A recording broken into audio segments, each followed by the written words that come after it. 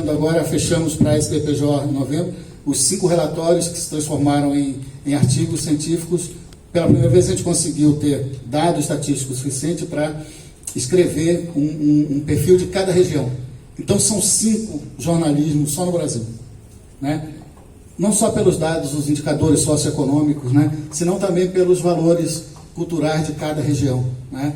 Então eu estava comentando ainda há pouco com a Lara e com o Ed, quer dizer, se a gente pensar, por exemplo, em termos de gênero e raça, né? A prevalência, né, da presença de mulheres, né? O que não significa salário igual aos homens, porque tem essa, né, essa desigualdade de gênero que ela atravessa todo o mercado de trabalho no Brasil e no mundo, né? Então não é uma prerrogativa, é algo estrutural, né? Mas a gente vê, por exemplo, o Sul, onde a presença de pessoas pretas e pardas como eu são 9,5% apenas, e no Norte, na Amazônia, são 2/3, e no Nordeste são quase 60%, né, de pretos e pardos. Então, são nuances da profissão que repercutem no fazer, na prática profissional, nas rotinas produtivas, no olhar da realidade, naquilo que forma e transforma, como diria lá ainda há pouco, né? Quer dizer, essa questão aí. Então, eu começo indagando o que é o jornalismo e no que ele está se tornando, né? E cito ali essa apresentação vai ficar disponível para vocês, depois já está com o professor Edwin, tá? Cito 2 pesquisadores holandeses com os quais a gente tem trocado figurinhas, principalmente o Dois e o Mike Dois, né, que pesquisa também trabalho a partir da Holanda, né? Mas eles nos chamam a atenção para isso. Eles dizem, a questão não é mais o que é o jornalismo, se é um conhecimento, se é uma forma social de conhecimento, se é um relato, se é uma narrativa, se é uma contação de história, seja lá o que for, né? Eles dizem, nós precisamos teorizar o jornalismo contemporâneo com um conjunto bastante complexo e desenvolvido de atitudes e práticas, né? De grupos, equipes, indivíduos envolvendo jornalistas e também áreas afins como programadores, designers, profissionais de marketing, cientistas de dados, etc, etc, né? E eles apontam no que ele está se tornando, que é exatamente aquilo que vocês estavam colocando no começo aqui, né, nas diversas falas que me antecederam, essa transformação. Nós estamos começando um projeto de pesquisa para investigar a sustentabilidade de jornalismo independente na região de Florianópolis. E aí, assim, o consenso da equipe, esse projeto começou a ser executado em 1º de maio desse ano, com recurso da Fundação de Pesquisa do Estado. A gente está chamando de Transforma Major, que é uma tentativa de buscar justamente respostas, né, para a sustentabilidade não apenas financeira, né, mas de editorial, circulação e engajamento, de gestão e, sobretudo, a repactuação entre o jornalismo e os seus diferentes públicos. Eu acho que se trata disso. A crise nos oferece essa oportunidade. Não é só uma crise do modelo de negócio. O modelo de negócio, empresa, esse sim está em crise, né? O que foi inventado em meados do século XIX, em torno de 1865, quando Émile Girardin, um editor francês, inventou o anúncio publicitário, e esse modelo se manteve até 20 anos atrás, mais ou menos, esse tem crise. Mas o jornalismo não. O jornalismo como conhecimento humano não. Não inventaram nada para substituir essa arte de presentificar a realidade, de representar a realidade no presente, no aqui e agora, né? A arte tem uma pegada, o William nos leva a um tipo de enlevo, a poesia da Laura também, a ciência responde de outra maneira, a religião responde de outra maneira, o senso comum responde de outra maneira, mas o jornalismo não, né? O jornalismo é aquele espaço onde as pessoas buscam referências para tomada de decisão, onde elas buscam uma informação simples sobre um circuito cultural que está rolando em Juazeiro, ou sobre o trânsito, ou sobre o clima, ou sobre a chuva, sobre coisas singulares. É aqui que ele se ampara, aqui que ele se diferencia da ciência e da arte, né? Os autores destacam 4 tendências, então, Lígia. A primeira, uma reorganização dos ambientes de trabalho. A pandemia agudizou isso barbaramente. Eu tive na redação do jornal Estado de São Paulo, meu filho trabalhava lá naquela época, em 2020, novembro de 2020, quando fui cuidar dele, ele teve um problema de saúde grave em São Paulo. E fiquei perplexo, porque aquela redação de 500, né, pessoas trabalhando com ninguém lá, os estúdios, né, de áudio, de vídeo, tudo, né, era uma sensação ruim, né, a ausência do humano no fazer jornalístico, né, estava todo mundo, né, pela pandemia, trabalhando online, e as grandes empresas não voltaram 100% presencial, né, elas estão ainda definindo qual é o tamanho que essa equipe presencial vai ter. Já estão contratando também de online, né, na carteira, contrato remoto, em geral com salário mais rebaixado. Então essa é a primeira questão. A reorganização dos ambientes de trabalho. A segunda tendência, a fragmentação das redações. A terceira, a emergência de uma sociedade redacional. Todo mundo digita, todo mundo publica, todo mundo está conectado. Aparentemente, todo mundo tem o mesmo poder de fala, mas não tem, né? O seu algoritmo nos separa, nos divide em cápsulas, em clusters, em bolhas, que não são as bolhas, né? São coisas mais duras que bolhas, né? Ou seja, o que poderia nos integrar nos afasta, né? E quem tem poder de fala, muito poder de fala, continua tendo, né? Então é um poder de fala desigual. Aquela expectativa lá na virada de 95 para 96, quando eu estava começando o mestrado, e muita gente diz, a internet vai nos redimir, todo mundo vai poder falar do mesmo jeito. Não é verdade.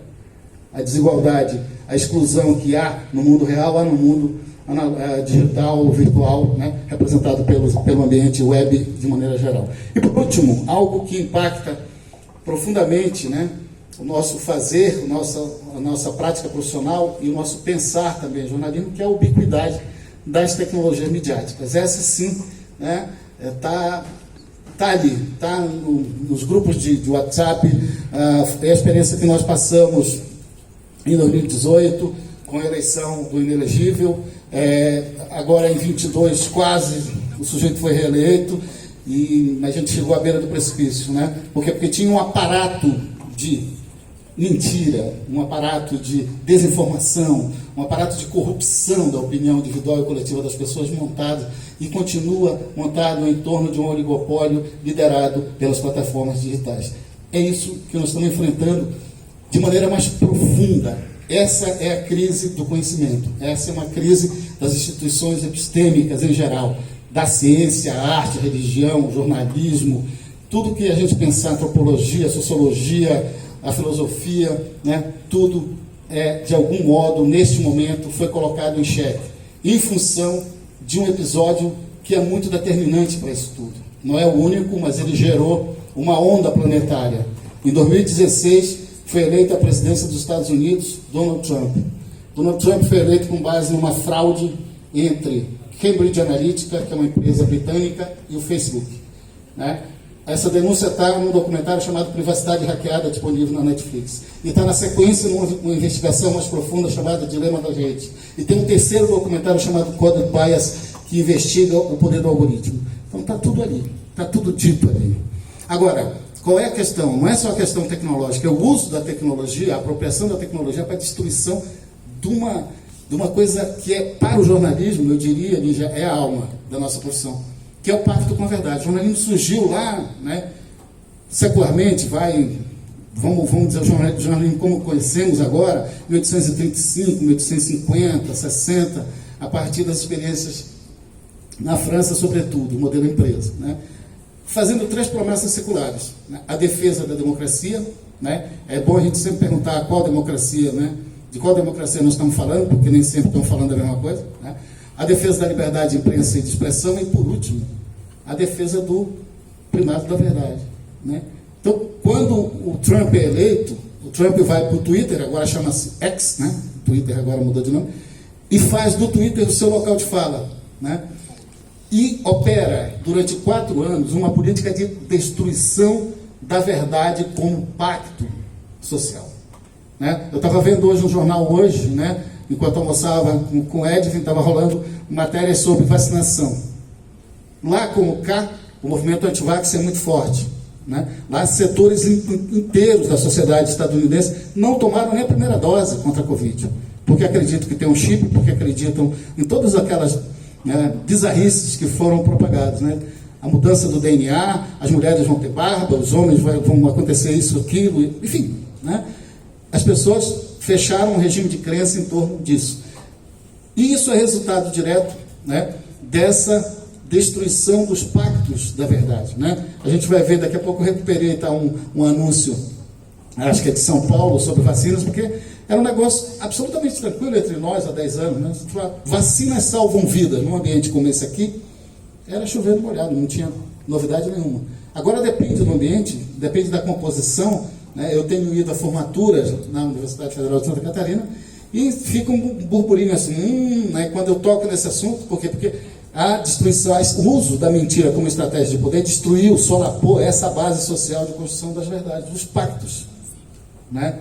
Então é muito complicado. A gente vai mostrar depois ali uma pesquisa que saiu agora, no final de agosto, foi publicada em setembro, do Instituto de Defesa da Democracia, que inclui aí pesquisadores da UFMG, UNB, UERJ e Unicamp, e é muito preocupante, né, como isso alcançou a sociedade brasileira. Não significa que acabou com a eleição do ano passado, estava presente ontem, gente, aqui em Juazeiro, seguramente estava, como estava na minha cidade. Eu fui votar e depois viajei, na eleição de conselhos tutelares. Estava lá.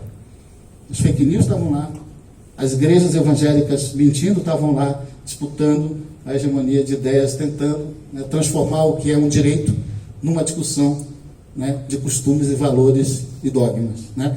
Vamos passar. Bom, aí o passo seguinte é pensar o jornalismo como forma social de conhecimento, né? Pensando no que ele eu queria rapidamente recuperar dois autores que são muito importantes para o meu trabalho lá, tanto na graduação quanto na pós. Robert Park, um jornalista e pesquisador negro que viveu nos anos 30, 40, né, 20 a 40, ele estava muito ativo. Ele fez o doutorado na Alemanha e ajudou a fundar a escola de Chicago, chamada Interacionismo Simbólico, né? Então, Chicago, em 1940, tinha 1 milhão de habitantes. Então, era um laboratório a céu aberto, né? E ele, basicamente, fez as pesquisas de recepção, né? Como o jornalismo era percebido pelas comunidades, como as pessoas entendiam e o que significava para elas aquilo, que valor tinha, né? E o Park foi o primeiro cara, em 1940, ele escreve um ensaio que diz que a notícia teria que ser encarada como uma forma de conhecimento, que não era nem o senso comum, da onde ela partia, na maioria das vezes, né? Nossa fonte primária está no senso comum, né? E também não era a ciência. Não é um conhecimento sistemático científico, é um intermésio aí entre o senso comum e a ciência, e aqui que se localiza o conhecimento representado pela notícia. Adelmo Genro Filho, saudoso colega lá, professor da universidade, escreveu um livro, em 1987, ele publica esse livro chamado O Segredo da Pirâmide, para uma teoria marxista do jornalismo. Ele recupera a ideia do Park e dá um passo adiante, né, dizendo que o jornalismo é uma forma social de conhecimento cristalizada no singular. O Adelmo foi, né, se apropriou de uma discussão milenar na filosofia clássica alemã, que trabalha com essa tríade, essas três categorias. Diz basicamente o seguinte: tudo na vida está representado em três dimensões: o singular, o particular e o universal. E o Adelmo faz um balanço, né, uma discussão teórica nesse livro dele, entre arte, ciência e jornalismo, para dizer no que essas formas de conhecimento têm, né, em comum, e basicamente é a representação da realidade, e naquilo que elas são diferentes. A ciência sempre procurando uma explicação universal, a arte na categoria do típico ou em contextos culturais o particular, e o jornalismo essa singularidade, né? Então ele vai dizer que é isso. Cada um de nós aqui representa, tem essas três dimensões representadas, né? Eu e Lígia somos pessoas que usamos óculos, né? O Edwin também usa, e tem outros colegas aqui, você também usa, né? A nossa fotógrafa também usa. Ou seja, nós temos aqui nesse plenário um grupo de pessoas que usam isso aqui para ver o mundo, né? Nós somos singulares, por isso, sim. Mas nós podemos também dizer que somos particulares porque somos jornalistas ou estudantes de jornalismo, ou pertencemos a essa comunidade, né? Então, estranhamente, nós somos singulares porque usamos óculos, mas também somos particulares porque somos jornalistas ou estudantes de jornalismo, né? Mas também é estranho dizer que a gente é singular, particular e é universal, porque todos nós aqui somos seres humanos. Portanto, temos essa perspectiva de singularidade, né? E o Adelmo vai dizer, então, que o jornalismo representado nesse singular, ele recupera lá a discussão do lead e tal, vai dizer que no lead da síntese, da singularidade, aquilo que não pode faltar na notícia é, digamos, aquilo que ele considera as questões objetivas da notícia, né? A realidade objetiva é respondida de maneira singular, que é o lead, né? Então, chama o lead de síntese da singularidade, né? O que, como, quando, onde, porquê, etc., para quê, tudo aquilo que os professores de redação nos ensinam com toda a sua paciência, né? E aí, dessa discussão, eu queria dar uma aceleradinha aqui, porque tem um conceito muito importante, né, que está nessa obra do Adelmo, que é o conceito de objetividade, né? A gente não vai fazer uma longa digressão sobre isso, tem esse estudo que saiu em maio desse ano. Eu vou organizar com o Edwin amanhã uma pasta com todas essas referências e deixar com ele, as pessoas interessadas depois podem pedir, né? Mas saiu um relatório da Universidade do Arizona, de uma pesquisa feita nos Estados Unidos sobre a percepção desse conceito de objetividade para as novas gerações e velhas gerações de profissionais que estão à frente de grandes redações nos Estados Unidos. E é muito interessante observar, né? Eles estão começando agora a segunda fase, embora a tendência da pesquisa seja criar um manual de redação, que eu acho que é muito pouco digamos, para a expectativa que a gente tinha, né? Mas é muito interessante eles observar esse processo em movimento, né? Como que era a compreensão do conceito de objetividade da geração anterior e como que as redações estão encarando isso hoje, né? Então a saída que eles estão vendo, por exemplo, via diversidade, né? Fazer com que as equipes sejam mais diversas, representem, né, mais mulheres, negros, né, jornalistas de origem latinas, enfim, nas regiões dos Estados Unidos, como a Flórida, por exemplo, que é muito, né, tem muito latino morando ali e tal. Enfim, tem algumas saídas, né, que esse pessoal da Universidade do Arizona aponta a partir dessa entrevista, dessa primeira parte da pesquisa. Eles ouviram quase 80 profissionais, uma pesquisa qualitativa, portanto, baseada em entrevistas, né?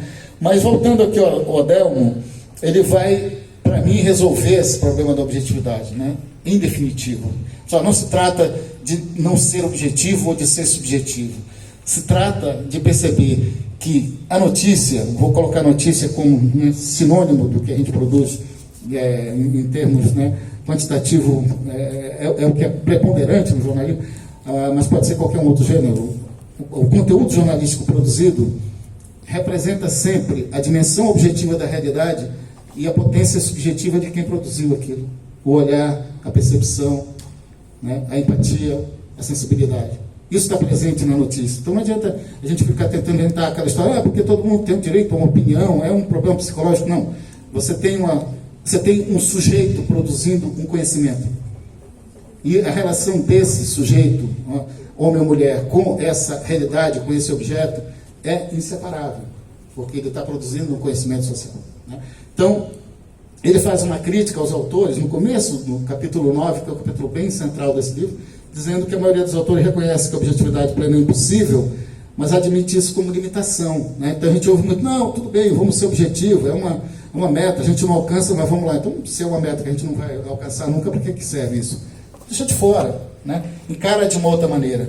Pensa que a notícia é resultado dessa dualidade, dessa, digamos, fecunda interação entre objetividade e subjetividade. Então ele vai dizer, mas admite isso como uma limitação, um sinal da impotência humana diante da própria subjetividade, ao invés de perceber essa impossibilidade como um sinal da potência subjetiva do ser humano diante da objetividade. Então ele reconhece essa questão. Pode passar isso aí, por favor? E aí tem duas coisinhas para fechar, Adelmo, que eu acho bem importante, que é o conceito de fato. Fato social é a nossa matéria-prima, né? Esse fluxo intenso, permanente, contínuo da realidade que ele chama de, né, fato social. E o conceito de fato, para ele, também é diferenciado, porque ele vai dizer, olha, o fato não existe em si, é sempre algo atribuído pelo teu olhar. Tu constróis, né, ao olhar o fato social, o próprio fato, né? Então é essa explicação que está na tela ali. O conceito de fato implica na percepção social dessa objetividade, na significação dessa objetividade pelas pessoas, pelos seres humanos, né, em ação, como jornalista. E aí, dessa ideia de fato, ele vai derivar 5 teses, né, para pensar o jornalismo. Eu peguei só a última, a 5ª tese, que é a mais interessante para fechar essa ideia de jornalismo como forma social de conhecimento, né? E eu permito ler para vocês aqui. Ele vai sempre trabalhar na ideia de recorte e escolha, porque, no fundo, a proposta teórica do Adelmo está ligado à noção de praxis, né? A possibilidade de você escolher caminhos, definir caminhos, se autoconstruir, né? Um processo de autoconstrução humana permanente. E você vai fazendo escolhas, né? Eu escolho cobrir dessa maneira ou daquela, né? Eu vou trazer imagens sobre o assassinato do Genivaldo de Jesus e vocês vão ver as escolhas que foram feitas pelas pessoas que cobriram aquilo. desde um jovem jornalista que trabalha para um site de notícias ligado ao Jornal do Comércio em Recife, e que é reproduzido no UOL, até o portal G1, né, em Sergipe, que deu até hoje o título mais confuso que eu li nos meus 63 anos, 40 e tantos estudando jornalismo, nunca vi um título tão confuso quanto aqui.